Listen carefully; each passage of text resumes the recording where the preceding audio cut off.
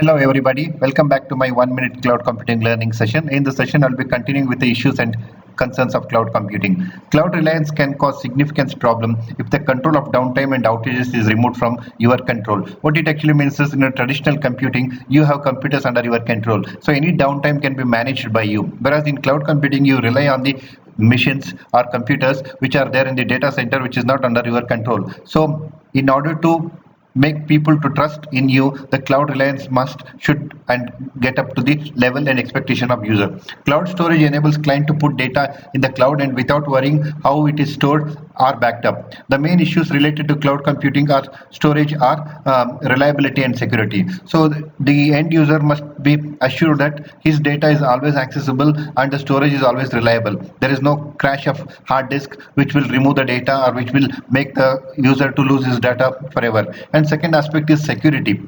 That means whatever the data that I have stored, whether it is general or confidential or financial, that is actually put away from any prying eyes. Evolution in computer architecture will definitely result in improvement of cloud services, and new players may emerge with enhancement of cloud computing research. Although there is a lot of hope and is invested in the cloud research that is happening now, the chances are that we will come out with solutions and probably cloud computing will grow much bigger.